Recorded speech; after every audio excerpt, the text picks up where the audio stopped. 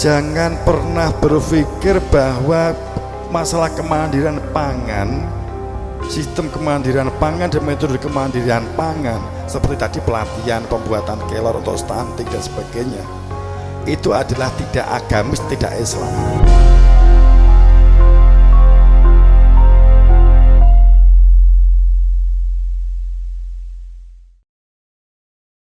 Kehidupan yang dijalani berumah tangganya itu karena Allah, bukan karena cantiknya istri, bukan karena gantengnya suami, bukan karena gajinya suami, bukan karena lahan yang luas, tapi karena cinta kepada Allah. Sehingga dia cinta kepada istri karena dia cinta kepada Allah. Jika sholatnya benar, Bapak Ibu, ini bisa kita koreksi diri kita masing-masing. Saya ini kalau tangklek jenengan pada saat sholat ada prasyarat bahwa sholat jadikanlah sabar dan sholat itu sebagai penolong hidupmu, tapi itu lakabiroton, tapi itu berat ilaladhi, kecuali yang khusyuk. Ngaten nggih ayatnya, kejaba sing khusyuk. Jadi di gone ayat iki enek satu ungkapan makaten, fawailul lil musallin alladzina hum an sholatihim sahun. Nggih, sahun. Sahun tu lalai. Ghafil ki yo lalai. Angsa'a iki yo lalai.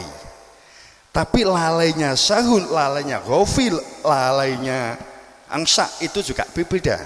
Nasullah, siapa yang lupa kepada Allah, maka akan Allah lupakan terhadap dirinya sendiri. Angsa nasak maksud saya kan begitu. Jadi pada saat kita jangan sholat Allahu Akbar, lesane muni Bismillahirrahmanirrahim, alhamdulillahirabbil alamin, arrahmanirrahim, maliki yaumiddin, iyyaka na'budu wa iyyaka nasta'in, ihdinas siratal mustaqim. Atine teng pundi, Bu? Teng pundi? Napa sing dieling-eling? Napa sing dimot-imot? Utang, sawah, tempe, napa Bu?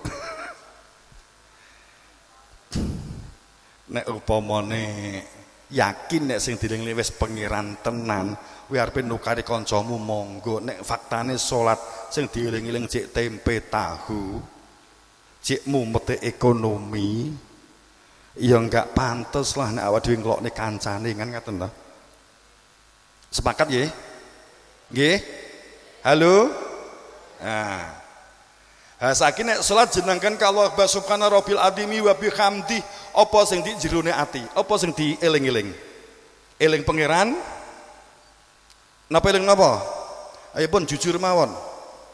Terus jenengan pengen rogak piye supaya khusyuk? Bapak Ibu, makna sahun itu adalah orang yang tidak ada kehadiran di dalam hatinya, itu namanya sahun. Orang yang lalai karena tidak tahu tujuan hidup, tidak mengenali yang dituju, itu namanya sahun. Kalau kamu itu waktunya sholat, nunda sholat, itu namanya orang yang nasullah, orang yang melupakan Allah sehingga berperilaku beda. Atau ghafil, atau orang yang lalai, beda. Kalau menunda waktu, sahun itu digunakan makaten.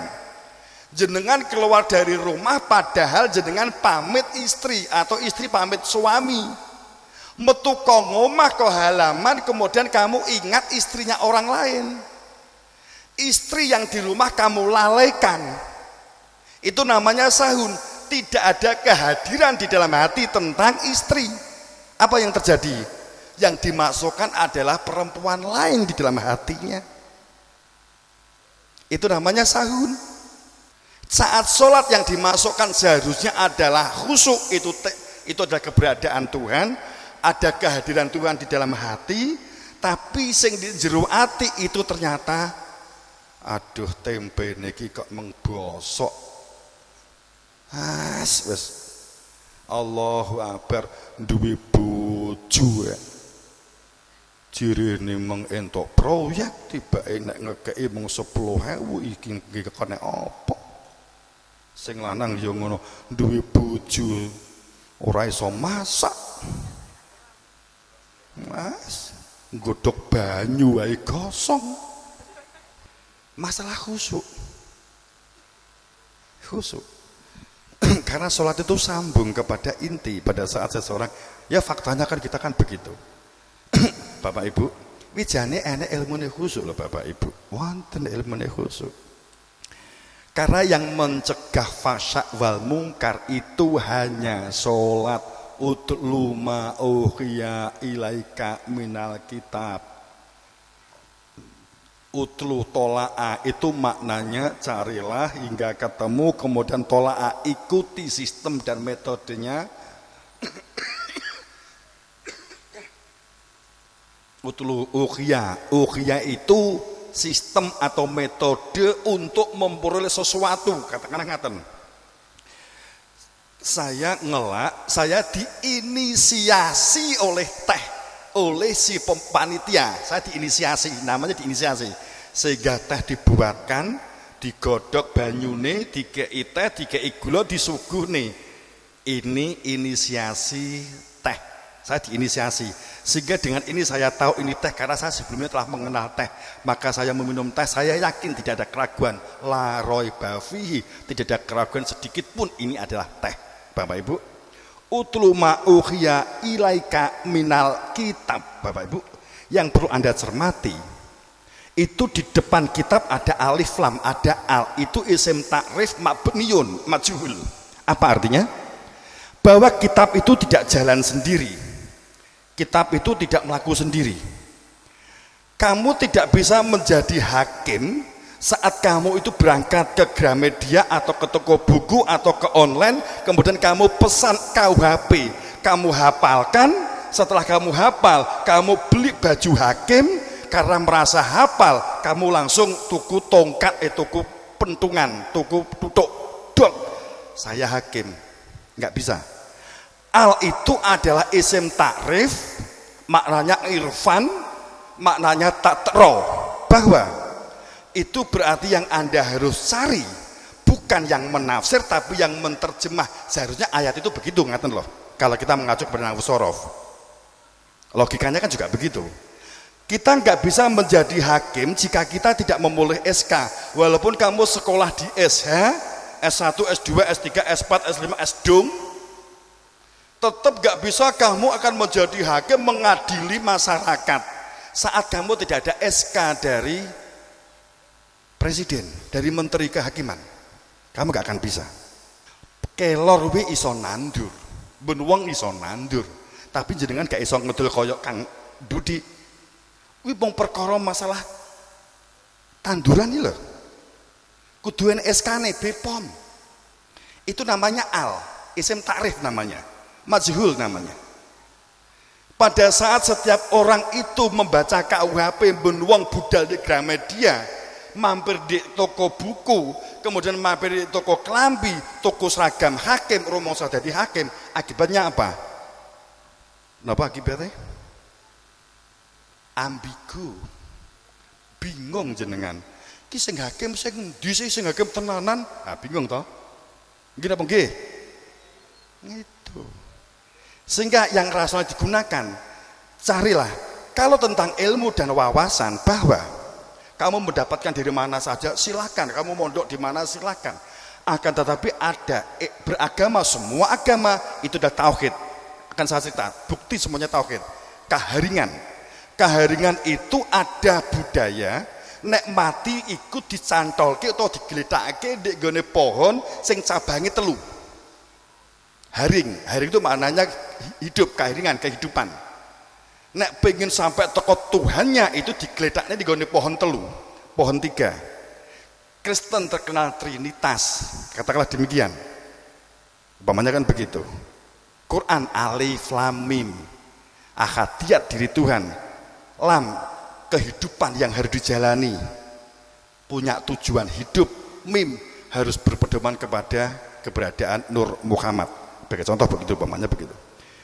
Jadi pada saat kita perihal ini tadi adalah masalah tauhid. Tauhid itu dari kata akad. Akad itu bukan angka 1. Akad itu adalah wujud, bukan satu, karena Allah tidak berbilang, Tuhan tidak berbilang, bukan satu di bawah dua atau satu di atas nol. Tauhid itu dari kata akad, tak di depan tauhid itu maknanya muta'alim. Tauhid itu maknanya orang yang mengenal keberadaan Tuhan, maka dia bertauhid. Bapak Ibu yang berbahagia, karena waktu sehingga saya agak najimkan sekalian, maka itu khusyuk. Orang itu nek gung nikah gak mungkin iso khusyuk kelingan istri nih, gak bisa. Kan ngerti toh? Nggih. Ya ini kalau kita, tapi itu kan wawasan ya.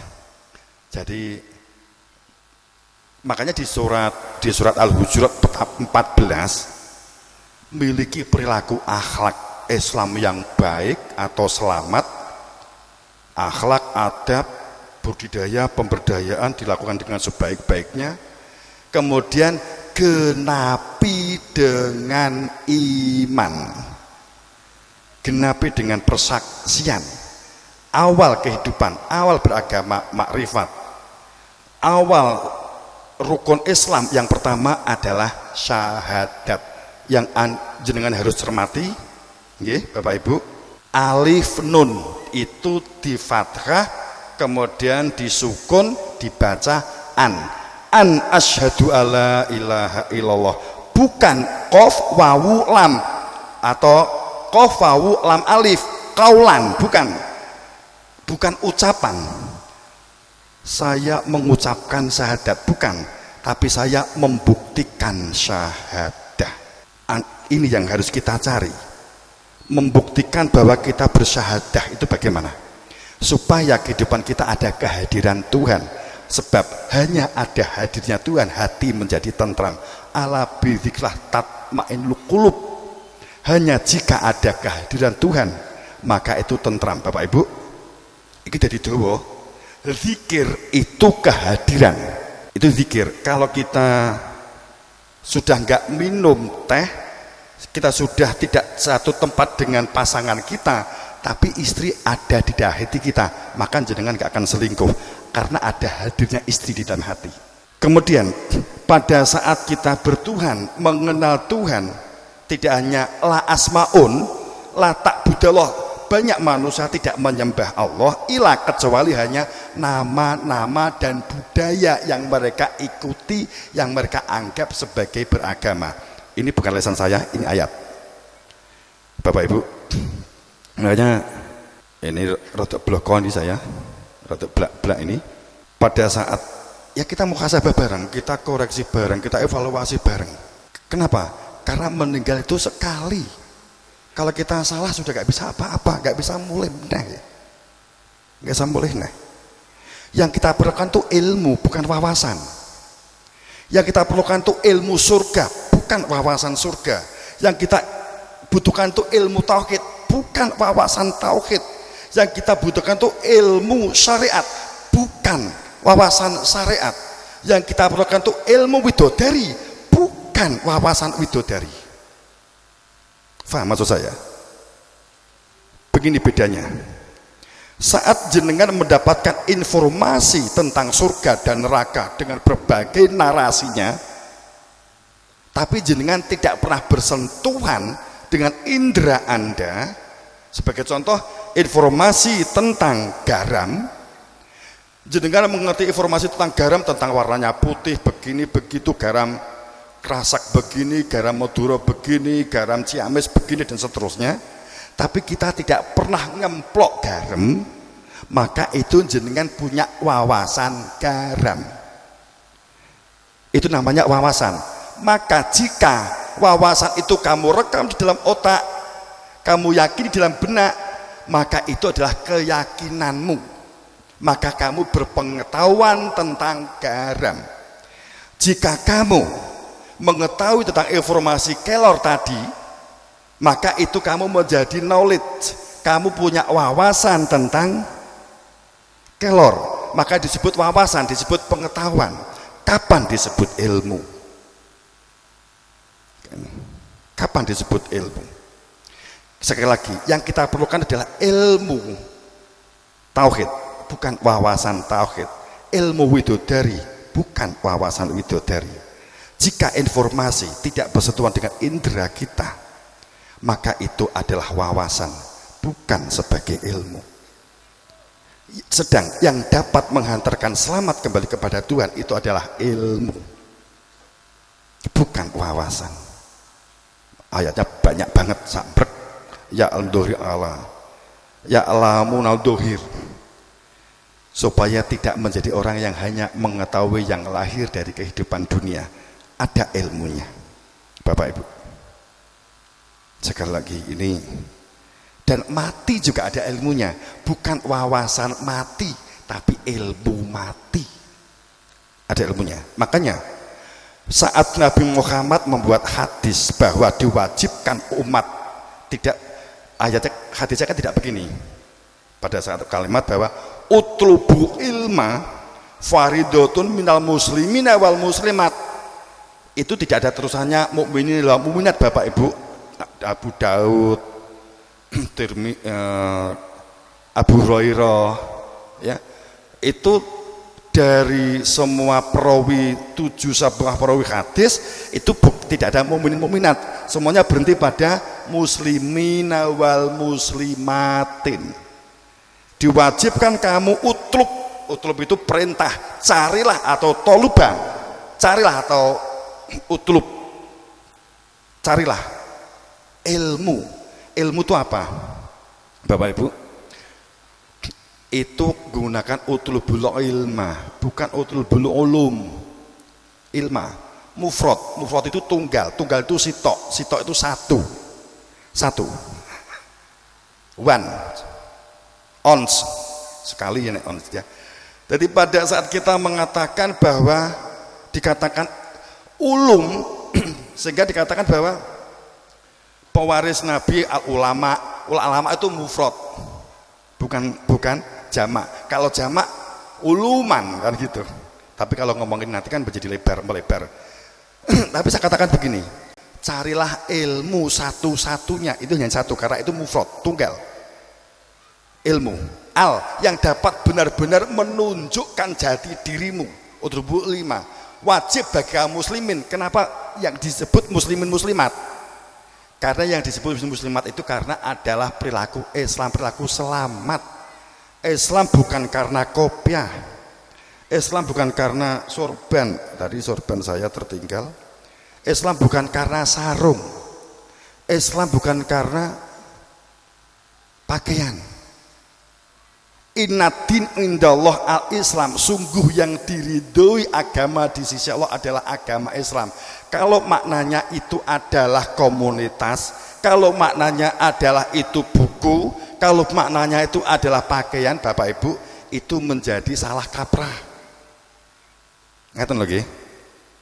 Karena kalimat innad-din itu sesungguhnya adalah sifat dan perilaku watak keislaman. Pengertiannya perilaku Islam, wataknya Islam. Selamatlah, cara bersosial yang selamat piye, cara mangan sing selamat piye, cara tuku sing selamat piye. Itu, dan din maknanya kehidupan di dalam sistem. Jadi bukan agama dalam pengertian komunitas, dalam pengertian simbolik. Innad-din indallah al-Islam. Saya kembali. Sehingga pada saat semua agama intinya tauhid, supaya kita berzikir. Zikir dan wirid berbeda. Mohon maaf, ini juga mungkin teman-teman juga baru dengar ini. Mohon maaf jika saya sampaikan. Zikir itu ingatan hati. Hadrati ilallah, hadrati fi qalbi, kehadiran keberadaan diri Tuhan di dalam hati. Ila wajhullah, supaya dapat menghadap wajah kepada Allah, wajahnya hati. Akan tetapi nek wirid itu adalah landasan atau pijakan kita untuk memperoleh sesuatu, itu bersifat perilaku dan lesan. Allah Allah Allah, itu wirid. Gampangan ngene lho nggih. Jenengan budal di warung mergo eling kopi, kemudian wirid mlaku di warung, ketemu bapak atau ibu sing jaga warung, Bu, kopi, itu wirid. Jadi wirid dan zikir itu berbeda. Jadi kalau kita kumpul itu yang benar, ayo wiritan. Nek zikir itu ingatan keberadaan Tuhan di dalam hati. Bapak Ibu, hanya dengan zikir hati menjadi tentram. Dan ini ada ilmunya. Ini saya kira yang agak panjang lebar. Itulah yang terkandung di dalam Sluku Batok. Ini satu season lagi saja. Nanti di bulan malam kita masuk ke ini lagu, kita ambil aja dari Jamus Kalimosodo atau Pepiling ya. Oke, Jamus Kalimosodo aja nggak apa-apa. Ini mengambil dari di sebuah pewayangan berkaitan dengan ilmunya Puntodiwo. Nanti saya cerita setelah ini mati piye ya, sebentar saja, kemudian kita selesai. Ini sudah malam. Mergo nek wong mati demi Allah Bapak Ibu, mohon maaf, pangapunten nyuwun gunge pangapunten. Wong mati ki nek gak mulih, gak kembali kepada Tuhan, demi Allah hebat. Wa itfazi'u fala fauta wa ongkudu mangkan qorib, hebat, miris pada saat orang meninggal dunia itu gak kembali kepada Tuhan. Maka seharusnya saat kita mengatakan semoga kita kembali kepada Tuhan, itu tahu alamatnya, tahu tujuannya, tahu kepastiannya. Jika tidak, gambling kita. Gambling itu prosentasenya benar kecil banget. Yang dikehendaki oleh Allah bukan gambling, bukan kira-kira, bukan prasangka. Itu yang dikehendaki oleh Allah dalam firman-firmannya. Oke, Jamus Kalimosodo. Wama Muhammadun, duduk fisiknya Muhammad, tapi saya itu adalah Rasul membawa risalah untuk bertauhid persis seperti Rasul sebelumnya, supaya manusia bertauhid.